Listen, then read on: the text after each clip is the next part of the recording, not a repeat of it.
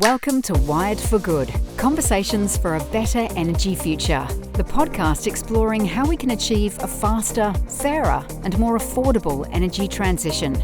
Brought to you by Ausgrid, this podcast aims to make the complex energy industry more accessible and address how the energy transition can unlock greater benefits for all Australians. Join us as we bring together leaders and experts to tackle the big questions on what's needed to achieve an energy future we're proud to leave as a legacy for the next generation.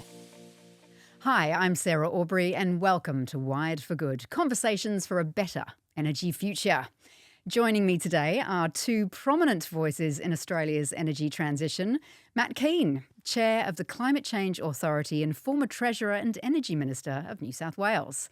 And Kelly Wood, Group Executive for Transmission Development and Growth at Ausgrid. Welcome to you both. Thanks, Sarah. It's great to see you. Thanks, Sarah. Nice to be here. I'm really looking forward to this. This is going to be great. Today, we're diving into the essential role communities play in Australia's energy journey. As renewable energy zones expand, local voices and values have the power to shape more balanced and meaningful outcomes. But how do we make sure that benefits aren't confined to urban areas and that regional communities experiencing the greatest impacts truly see rewards? We'll explore how stronger, deeper partnerships with communities can make this transition smoother, fairer and faster. Plus, we'll take a look at some lessons from other countries that could inspire approaches here in Australia. Let's get into how this shift can uplift entire regions and create lasting value. So, Matt and Kelly, I'm genuinely looking forward to this conversation. And today we're talking about local communities and how they can play a transformative role in our energy transition. Each community has unique values and needs, and those differences can pave unique paths forward. So let's start with a broader question to both of you. When you look at regional communities, there's often talk about them bearing the larger share of the load, while the benefits tend to flow towards urban areas. How do we address this imbalance to make sure the transition is fairer for everyone? Kelly, let's start with you. Yeah, so it is hard. It's not easy, but you've got to start with the big picture and effectively that the energy transition is about decarbonisation, and decarbonisation is actually going to benefit everybody, both the regional and the urban communities. So if I focus on New South Wales for a little minute and the targets that we're trying to achieve from decarbonisation and the fact that our coal power generation is coming to an end, the whole idea of the energy transition is to get a more reliable energy supply, right? So that, again, benefits both the regional and the urban areas. But to deliver the energy transition is the roadmap, which I think Matt will probably talk about. The roadmap is designed to benefit the regions that are mostly impacted. So there are outcomes that they're looking to achieve so that those regional areas actually do benefit from the transition. Do you mean benefiting by jobs? There are jobs that should be created. There is value of spend in the regional economies. So those are direct and indirect benefits to those regional centres. What about you, Matt? Sarah, I think the benefits have always been uneven. Take the Hunter, for example, which has been the powerhouse of the New South Wales economy and also our energy system for a long period of time. The benefits are usually borne by those in the cities, but the generation of energy has come from the regions. That's going to be the same as we transition our energy system. Regional Australia is going to be hosting a lot of the infrastructure, and a lot of the economic benefits will be experienced by those living in the cities. So what we've got to do is make sure that we've got policies in place so that we can share those benefits. And they look like ensuring that there are high quality jobs going into those regional areas. It looks like ensuring that investment is going into country towns that will see upgrades to infrastructure, for example. It looks like seeing more economic activity. Just as the regions have powered our economy for generations, so too will they continue to power our economy for generations to come as we transition our energy system. And that's it, isn't it? Jobs for the future, not just we can see these coal jobs ending. right? And they're good paying jobs. This transition means opportunity. This means investment, jobs, and economic growth for the regions like they've never seen before. And we need to make sure that those opportunities are not just being delivered through commercial contracts, but there are broader benefits flowing to those communities.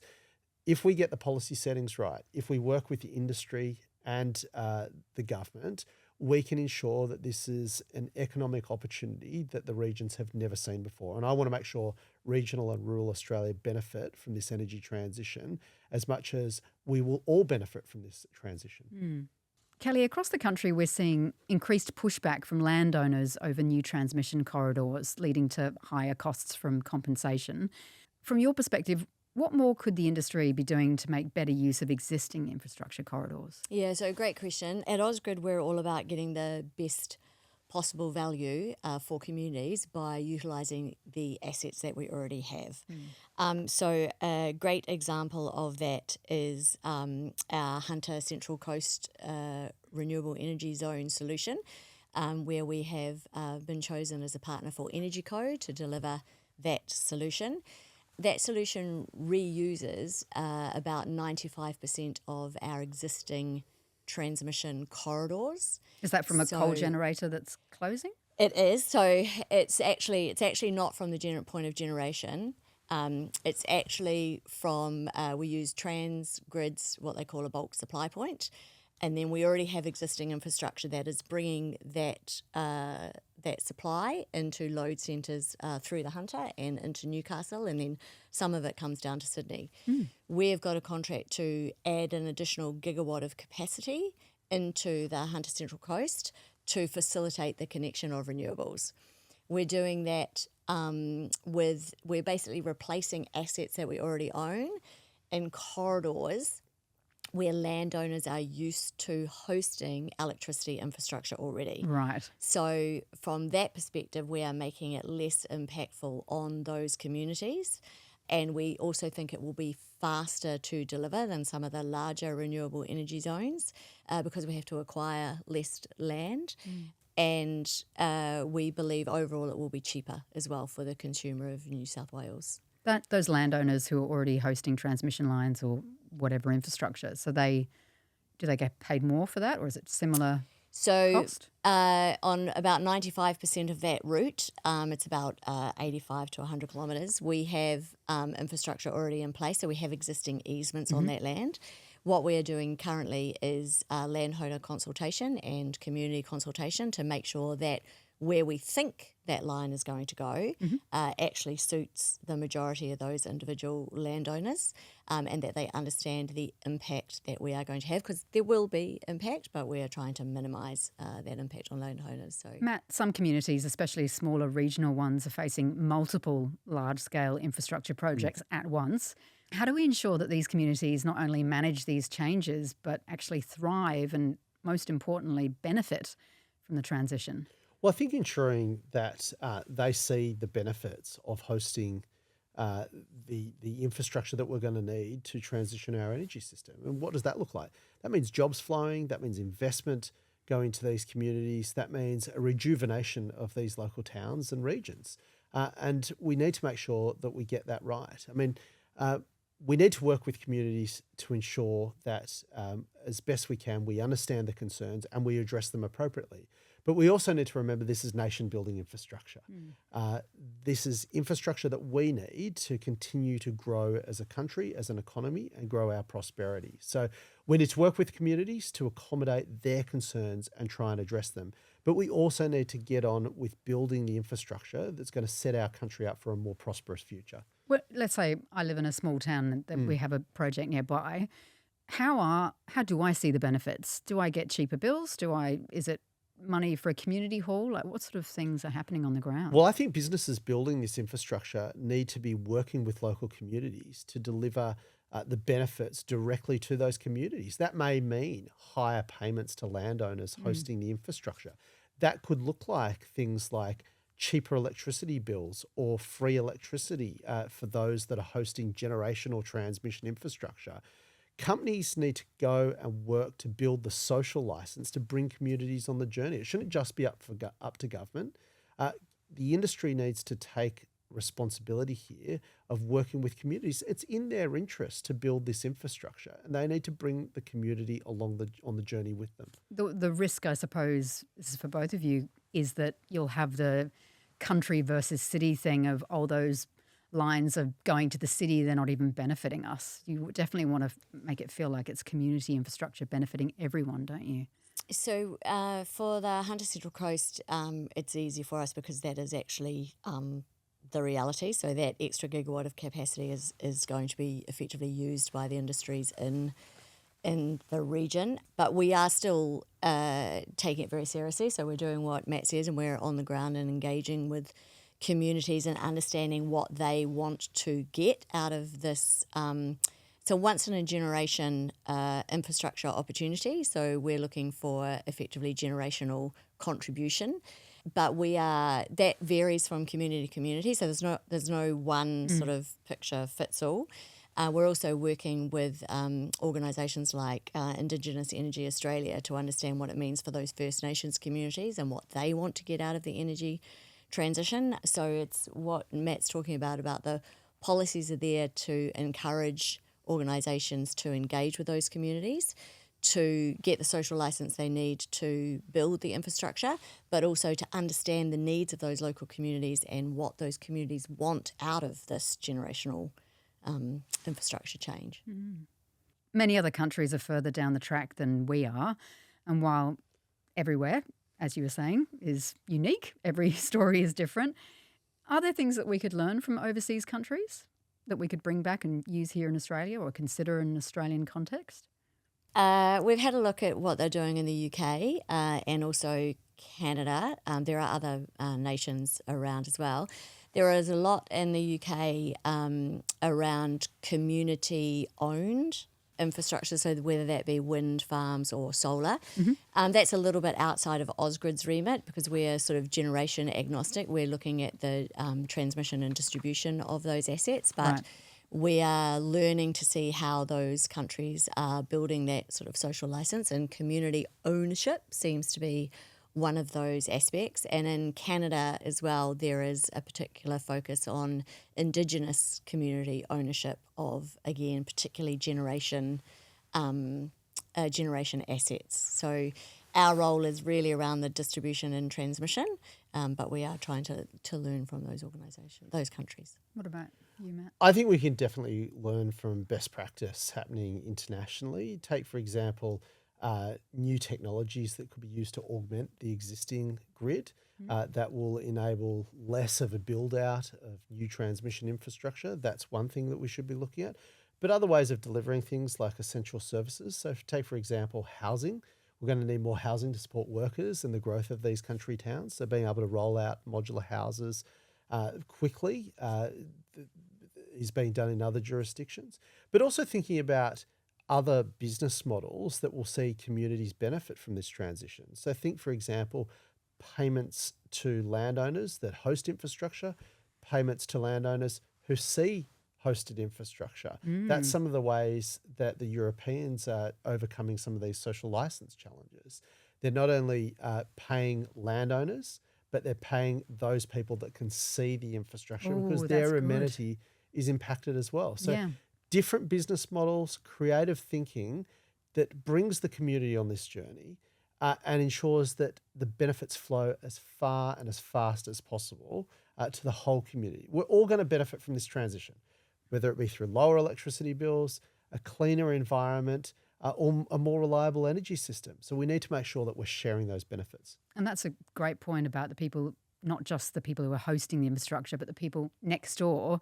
The last thing you want is communities divided by saying, oh, you're earning a fortune from hosting some wind turbines and I'm right next door to it and I get nothing. That must happen, right?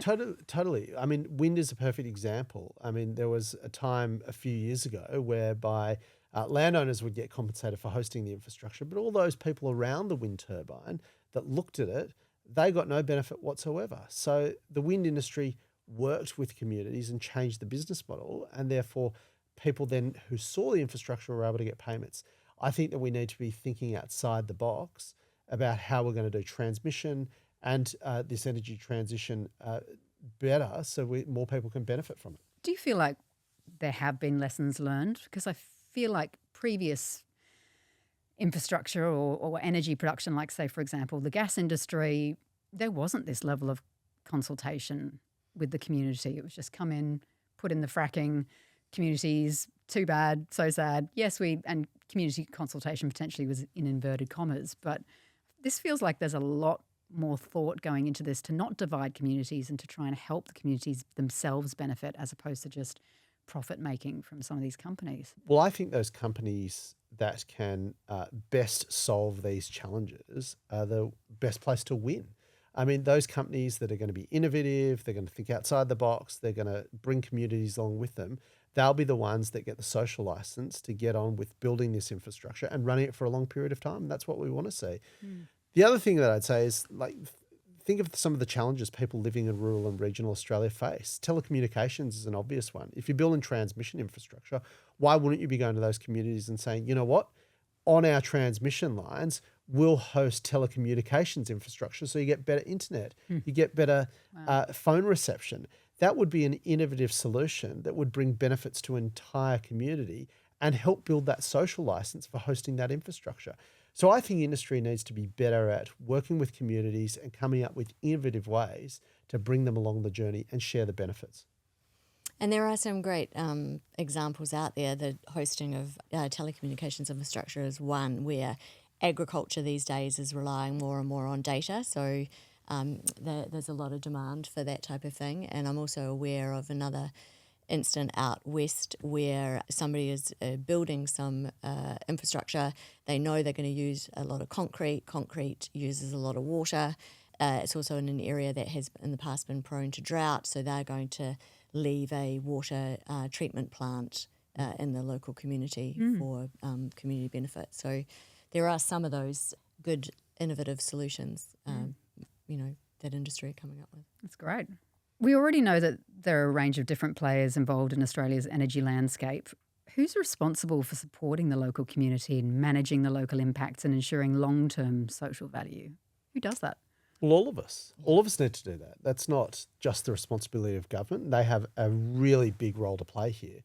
But industry also has a responsibility to do their bit. They're not just there to make profits. They're there to ensure that they have maintained the social license of the communities that are hosting their infrastructure, for example. So this is a whole of community effort. This is a whole of government effort. This is a whole of industry effort if we're going to get this transition right. I mean, this is complex stuff. You're building huge infrastructure. We're effectively transforming our energy system in a decade. An energy system that took us over 5 decades to build, we're transforming it in 1 decade.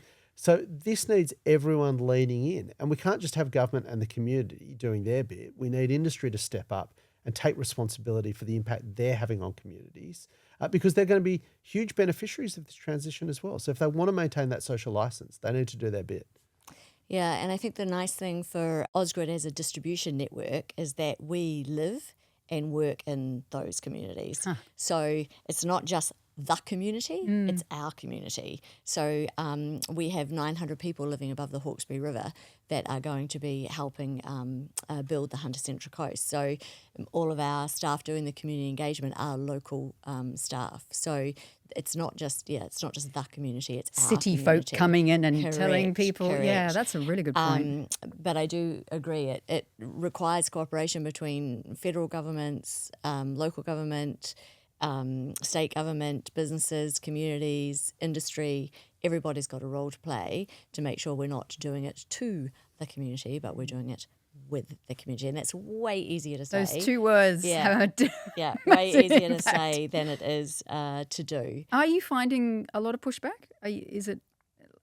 What's the temperature out there in terms of this stuff? So there's been a huge pushback in the past right across Australia. There's, you just have to Google transmission infrastructure and there's quite a lot of negativity. At the moment where we are working in the Hunter Central Coast, as I mentioned before, we've started that community engagement. We say that we are neutral, that the sentiment is neutral. So nobody really wants it. Do you know what I mean? Nobody wants to replace infrastructure. Nobody wants the disruption necessarily. Some people do understand the benefit.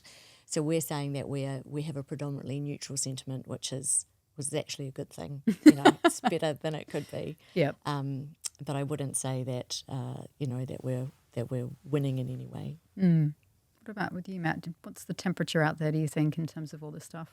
Look, I haven't been the Energy Minister for a few years, but what I do know is that rural and regional communities want to do their bit. They have always done their bit to carry this country, whether it be producing our food and fibre or our energy or the resources that basically underwrite our prosperity. Rural and regional Australia is not complaining about doing the heavy lifting for our nation's economy. What they are saying is, though, don't take us for granted. And I think industry, I think government has a responsibility to ensure that no one's left behind in this transition. And they don't need to be, Sarah. They don't need to be at all. Everyone can benefit from this transition, and that's the message I want to deliver today.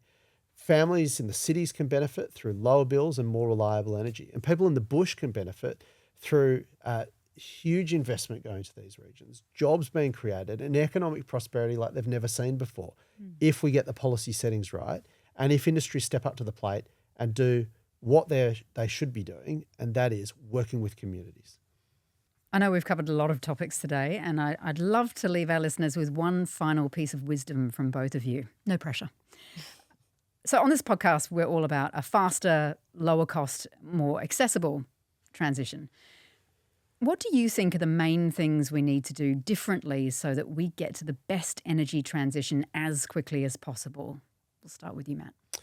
I think what we need to do is firstly ensure the community understands what we're trying to do. So this is an understanding piece. By transitioning our energy system, not only do we get a cleaner environment, which is critically important for future generations, but we have a once-in-a-generation opportunity to leave our economy stronger and more prosperous than any generation of Australians has ever imagined was possible. That's the chance. By installing renewable energy, we can get some of the cheapest and most reliable energy anywhere on the planet. That means lower bills for families, and for energy-intensive businesses, a renaissance through them having a competitive advantage when it comes to cheap energy. So that means investment, that means jobs, that means economic growth for our nation. So I think helping people understand what we're trying to achieve here and why we're trying to achieve it, that's the first thing. The second thing is making sure that we are working with communities to address impacts whilst getting on with the job of delivering this transition. So we need to work with communities, bring them on the journey. And that's not just government's responsibility. Industry has a huge responsibility to play in maintaining their social license and working with the communities. They're not just here to build things and then collect profits. They're here to build things and partner long-term with communities. And that way, everyone benefits. What about you, Kelly? Yeah, so I think I'll touch on you use accessible. We use accessible interchangeably with a fairer energy transition. And I think that is looking at alternatives that minimise the impact on communities while maximising the benefits. So if I think about the work that we are doing with Indigenous Energy Australia and the Hunter, and we are looking at how Indigenous communities, what they want to achieve out of the energy transition, out of this once-in-a-lifetime energy transition, and if we can get generational change based on what those communities need and want. So I think that's important for a fairer transition. And then the other point you mentioned about the cheaper and faster ways, I think it's about, Matt mentioned it, the earlier we can bring the renewable generation into the system, the earlier we can all benefit from the lower cost. I think that's probably a key point. I guess the hard part is people have yet to see their bills come down, so they're not equating renewables. We keep saying it's the cheapest form of energy, and we know it is, but people haven't seen it on their bills yet. That's the frustration. And people are using that to try and say, oh, no, they're not really cheap. That's what's making your bills expensive. And there is a lot of misinformation out there about that. It's trying to help people understand transitions cost money. And we've had a long period of energy policy being a political football, and things potentially should have, not necessarily in New South Wales at all, but in Australia in general, things that potentially should have happened sooner haven't happened. But yeah, we need to kind of bring the public with us, don't we? Right. That's my comment. Well, thank you both so much. Once again, I've learnt lots, and I'm sure our listeners have too. So thank you for coming. Thanks, Sarah. Thanks, Sarah. Great job.